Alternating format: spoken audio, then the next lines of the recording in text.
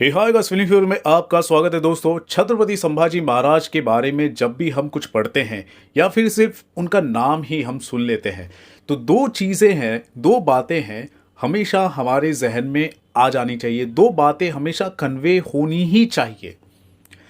वो क्या है? पहली बात कि छत्रपति संभाजी का जब भी हम नाम सुने, उनके बारे में पढ़े, हमें गर्व महसूस होना चाहिए। बिल्कुल फक्र से गर्व महसूस होना चाहिए, कहीं ना कहीं हमारा खून भी खौल उठना चाहिए। दूसरी बात जो और भी ज़्यादा इंपॉर्टेंट है वो ये है कि जो लोग औरंगजेब को अपना पूर्वज मानते हैं उन्हें अपोलोजेटिक फील होना चाहिए। तो क्या औरंगजेब ने मंदिरों को नहीं तोड़ा है? तो औरंगजेब ने काहे के लिए मंदिरों को तोड़ा होगा? औरंगजेब तो वो आदमी थे जो बादशाह थे। क्या थे? बादशाह। तब ना कोई कॉन्स्टिट्यूशन था, ना कोई कोर्ट थी, ना कोई मीडिया था। तो क्या ये दो चीज़ें जो हाल ही में रिलीज हुई है, छावा स्टारिंग विकी कौशल, जिन्होंने छत्रपति संभाजी महाराज का रोल पोर्ट्रे किया है, क्या ये जो फिल्म है दो भाव प्रस्तुत कर पा रही है, कन्वे कर पा रही है? इस पर हम चर्चा करेंगे। साथ ही साथ फिल्म के अंदर क्या अच्छी बातें हैं उस पर मैं चर्चा करूंगा, और फिल्म में क्या कमी है इस पर भी मैं विस्तार से चर्चा जरूर करना चाहूंगा। दोस्तों फिल्म के बारे में अपना रिव्यू करूं, अपने पॉइंट्स रखूं, उससे पहले एक चीज़ जो है मैं करेक्ट करना चाहूँगा। कमेंट सेक्शन में किसी ने लिखा है ये फिल्म नहीं हमारी हिस्ट्री है। जी हाँ, छावा के पब्लिक रिव्यू में किसी ने लिखा था ये फिल्म नहीं हमारी हिस्ट्री है। तो सबसे पहले मैं आपको ये बताना चाहूँगा, करेक्ट करना चाहूँगा कि ये सिर्फ एक फिल्म है जो हमारी हिस्ट्री पर बेस्ड है, और उसमें भी कुछ बातें ऐसी हैं जिसमें थोड़ा सा बदलाव कर दिया गया है। तो इसलिए अगर हम इस फिल्म को हिस्ट्री कहेंगे तो हमारी ही हिस्ट्री का अपमान होगा, ठीक है? तो दोस्तों, क्योंकि मैं मुंबई में ही पला बड़ा हूँ और यहाँ पर ही मैं तीसरी और सातवीं कक्षा में मैंने छत्रपति संभाजी महाराज हो या फिर छत्रपति शिवाजी महाराज हो, मराठा साम्राज्य हो, इसके बारे में मैंने पढ़ा है, हिस्ट्री के बारे में पढ़ा है, और कहीं ना कहीं हमारे मराठा साम्राज्य के ऊपर मेरी बहुत ही ज़्यादा दिलचस्पी रही है, और मैं बहुत ही ज़्यादा सेंसिटिव भी रहता हूँ इस मामले में कि हमारे इतिहास के साथ कहीं ना कहीं छेड़खानी ना हो जाए या फिर कुछ बदलाव ना कर दिए जाए। और इसी वजह से छत्रपति संभाजी महाराज हो या फिर छत्रपति शिवाजी महाराज हो, इनके बारे में थोड़ा भी कोई चीज़ चेंज कर दिया जाता है तो उस बात को लेकर मेरा ज़ीरो टॉलरेंस है। जी हाँ, ज़ीरो टॉलरेंस है। तो दोस्तों, छावा मैंने देखा, और छावा की अगर मैं बात करूं, जिस हिसाब से फिल्म के अंदर जो सिनेमैटिक विजुअल्स हैं बहुत अच्छे लगे।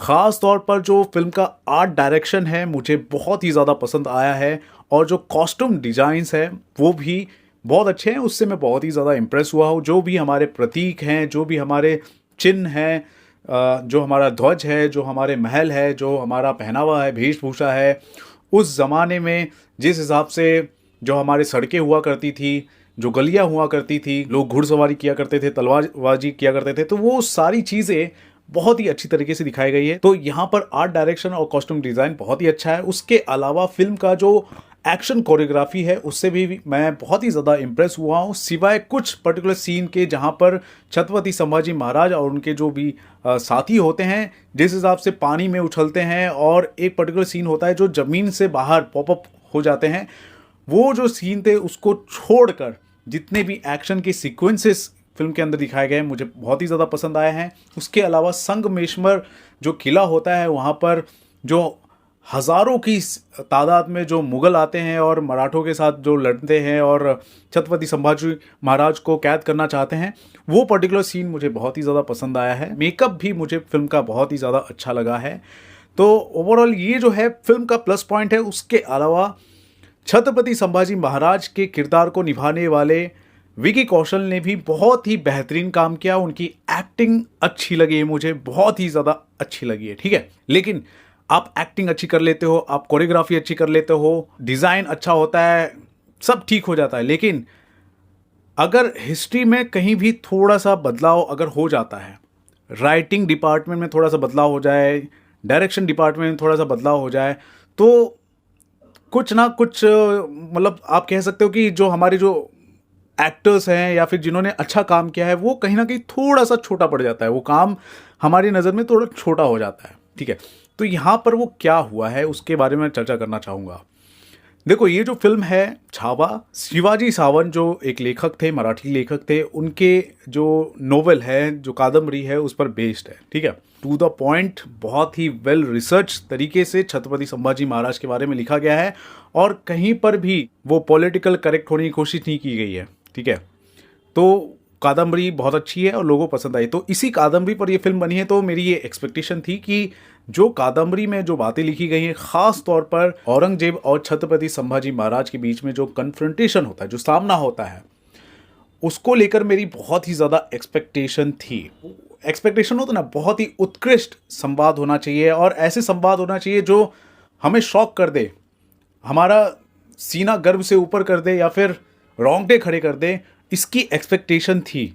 ठीक है, और कोई भी पॉलिटिकल करेक्टनेस की कोई ज़रूरत नहीं थी, इसकी मेरी उम्मीद थी। लेकिन यहाँ पर जो हम हिंदी फिल्म इंडस्ट्री से जो हमेशा शिकायत करते हैं, वो यहाँ पर मुझे देखने को मिली। देखो, काफ़ी हद तक सभी को पता है, इनफैक्ट उसके काफ़ी सबूत भी हैं कि औरंगजेब किस किस्म का आदमी था, वो कैसे अपने जो कंजर्वेटिव, जो इस्लामिक पॉलिसीज होती थी, वो नॉन मुस्लिम्स पर थोपा करता था। ठीक है, कितना उसका ऑपरेसिव उसका पॉलिसीज हुआ करता था, वो सबको पता है। कितने लोगों के उसने धर्मांतरण किए और कितने मंदिरों को उसने तोड़ा। ठीक है, तो वो जो चीज़ थी, जो कट्टरता थी उसके अंदर, वो फिल्म के अंदर नहीं दिखाई गई है। इनफैक्ट सत्ता के पीछे पड़ना, विस्तारवाद करना, कुछ ऐसा जो मूड होता है औरंगजेब का, कुछ ऐसा जो उसका विचार है, जो उसका विजन है, वो फिल्म के अंदर दिखाया गया है। ओरिजिनल जो हमारा नोवेल है, कादम्बरी है, ठीक है, उसके अंदर वो सारी बातें लिखी हैं कि औरंगजेब जो है कैसे छत्रपति संभाजी महाराज को कहता है कि इस्लाम में कन्वर्ट हो जाओ, इस्लाम अपना लो, नमाज पढ़ो, मुसलमान बन जाओ। इस तरह की बातें उसने बोली है और हम तुम्हें छोड़ देंगे, ठीक है, हमारी तरफ आ जाओ। ये सारी बातें उसने बार बार रिपीट करके बोली हैं और 40 दिन तक यातनाएं दे देकर बोली है। ठीक है, और उसके बार बार बोलने पर जवाब में छत्रपति संभाजी महाराज कहते थे कि मैं 1000 बार जीऊंगा, 1000 बार मरूंगा, लेकिन हिंदू धर्म नहीं छोड़ूंगा। ठीक है, ये जो बात थी, ये बहुत ही इंपॉर्टेंट बात थी, ये मेन क्रक्स था स्टोरी का। इसलिए मैं बोल रहा था कि जो छत्रपति संभाजी महाराज के बारे में हम पढ़ते हैं, उनका जो नाम लेते हैं, तो हमें गर्व महसूस होना चाहिए, हमारा खून खौल उठना चाहिए। साथ ही साथ औरंगजेब के वंशजों को अपोलोजेटिक भी फील होना चाहिए। लेकिन क्या ऐसा हुआ? बिल्कुल नहीं। फिल्म के अंदर क्या डायलॉग है? फिल्म के अंदर जो संवाद की मैं बात कर रहा हूँ, फिल्म के अंदर क्या डायलॉग है? फिल्म के अंदर डायलॉग है कि तुम हमारे खेमे में आ जाओ, लेकिन तुम्हें अपना धर्म बदलना पड़ेगा। ऐसा औरंगजेब कहता है छत्रपति संभाजी महाराज को, और छत्रपति संभाजी महाराज कहते हैं फिल्म के अंदर कि तुम है ना हमारे खेमे में आ जाओ, मराठों के खेमे में आ जाओ, और तुमको धर्म भी नहीं बदलना पड़ेगा। ये कितना बचकाना डायलॉग था, ये कितना बचकाना डायलॉग था। छत्रपति संभाजी महाराज के ऊपर लिखा गया है, जबकि छत्रपति संभाजी महाराज जो है खुद एक धर्मवीर है, धर्म रक्षक हैं वो, और वहाँ पर वो धर्म बदलने, धर्म, ये धर्म की बात की जा रही है। धर्म का मतलब क्या है? फिल्म मेकर को धर्म का मतलब भी नहीं पता। धर्म और रिलीजन में फ़र्क होता है। जो रिलीजन है उसको कहते हैं पंथ, लेकिन धर्म अलग होता है। धर्म वे ऑफ लाइफ होता है, धर्म ड्यूटी होता है। ठीक है, तो इस क्रक्स को, इस बात को फिल्म मेकर नहीं समझ पाए। जो राइटर है, बहुत ही बचकाना राइटर था फिल्म का। फिल्म के अंदर कहीं भी मुझे उत्कृष्ट संवाद जो होता है वो देखने को नहीं मिला। ठीक है, सिवाय कुछ पर्टिकुलर सीन्स के, जैसे कि संगमेश्वर में जब वो जागीरदार या फिर कुछ राजा जो इकट्ठा होते हैं, उसके उन लोगों के सामने जब छत्रपति संभाजी महाराज का जो डायलॉग होता है वो बहुत अच्छा है। एंड में स्वराज के बारे में जो एक्सप्लेन करते हैं छत्रपति संभाजी महाराज का जो किरदार है वो अच्छा है, और कवि कलश। लेकिन ओवरऑल फिल्म बस चल रही है। कोई भी अच्छा स्क्रीन प्ले फिल्म के अंदर नहीं लिखा गया है।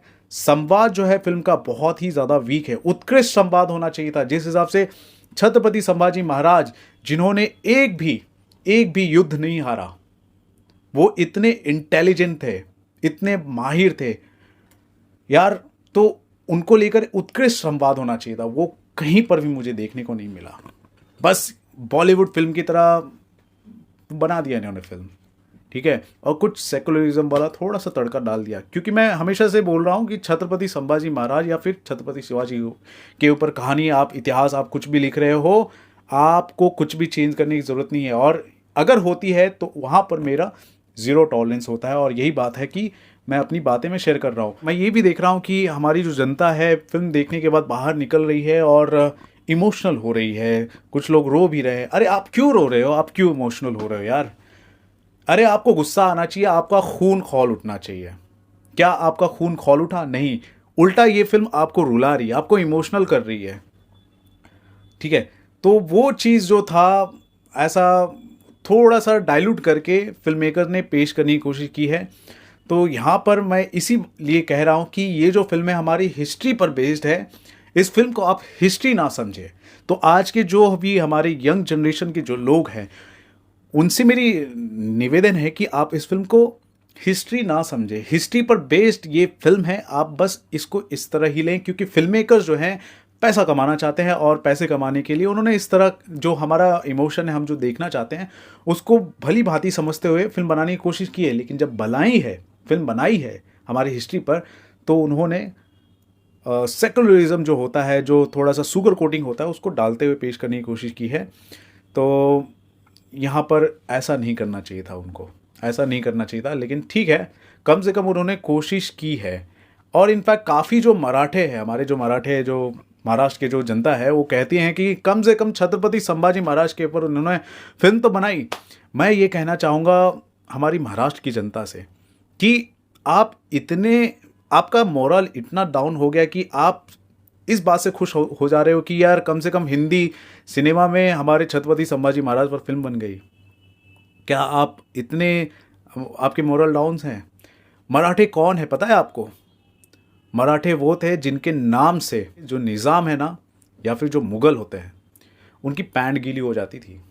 मराठे वो थे।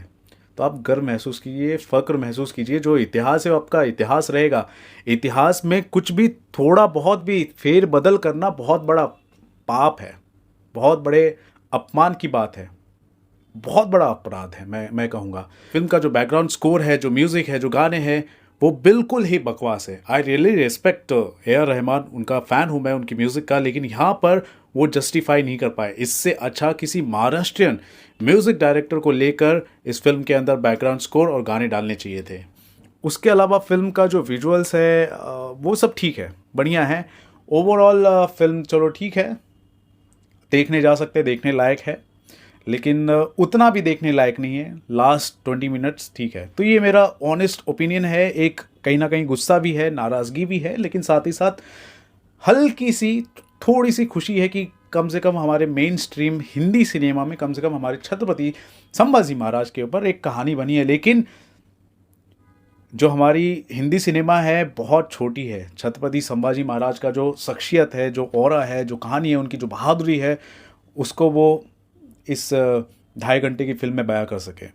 ठीक है, तो ये सारी चीज़ें हैं। लेकिन हाँ, कुछ लोग ये भी बोल सकते हैं कि जो सेंसर बोर्ड है वो हो सकता है कि उन्होंने डायलॉग्स कट किए हो, इस वजह से धर्म वर्ड यूज़ किया गया है, तुम हमारे धर्म में आ जाओ या फिर धर्म अपना लो, ऐसा कुछ डायलॉग डाला गया है। नहीं, बिल्कुल नहीं, ऐसा नहीं हो सकता। क्योंकि मैं आपको बता दूं, कई फिल्में रिलीज़ हो चुकी हैं और वहाँ पर छत्रपति संभाजी महाराज के ऊपर जो भी अगर कहानी बताई जा रही है, संवाद हो रहा होता है, तो वहाँ पर जो मैंने आपको बातें बताई हैं, जो नोवेल में बताई गई है कि औरंगजेब बोलता है इस्लाम अपना लो, इस तरह की जो चीज़ें हैं वो डाली गई हैं। तो यहाँ पर सेंसर बोर्ड इसको बदल नहीं सकता। यहाँ पर फिल्म मेकर जो हैं, जो राइटर हैं, उन्होंने जानबूझकर वो बदला है। ठीक है, तो सेंसर बोर्ड का कहीं पर भी मैं नहीं मानता यहाँ पर है।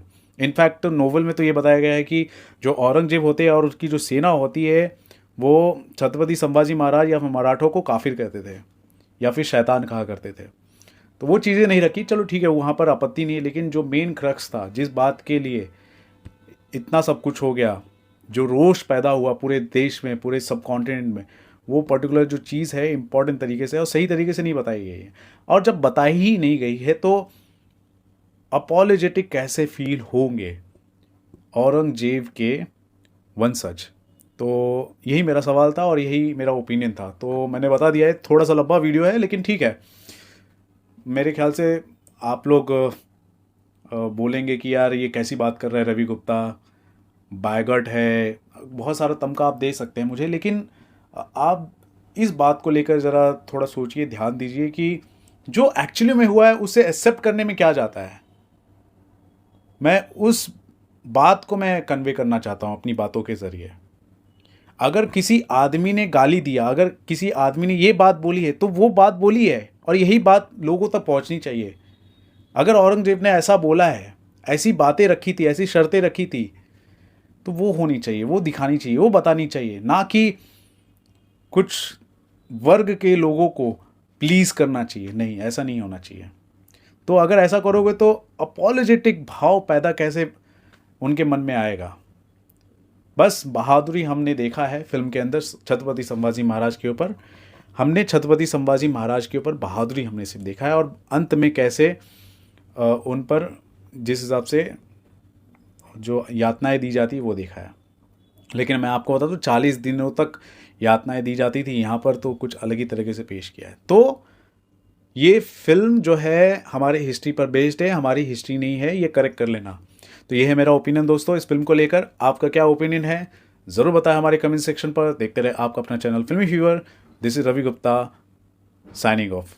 छत्रपति संभाजी महाराज की जय, छत्रपति शिवाजी महाराज की जय। जब जब सूरज को पूजा जाएगा, छत्रपति शिवाजी महाराज का ही दर्शन होगा। अगर जान प्यारी है तो एक ही जुगत है, इस्लाम कबूल कर ले। और जब जब तेरा जिक्र होगा, दरिंदगी का ही एहसास होगा। और